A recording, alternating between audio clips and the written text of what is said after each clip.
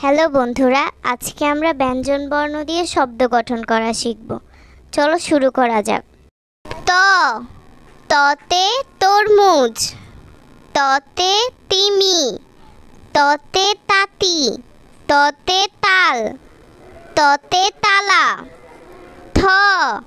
থতে থালা, থতে থলে, থতে থানা, থতে থিয়েটার, থতে থানকুনি।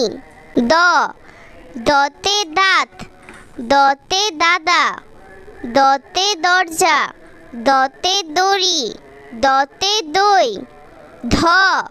ধতে ধাঁধা, ধতে ধনুক, ধতে ধোপা, ধতে ধাতু, ধতে ধান।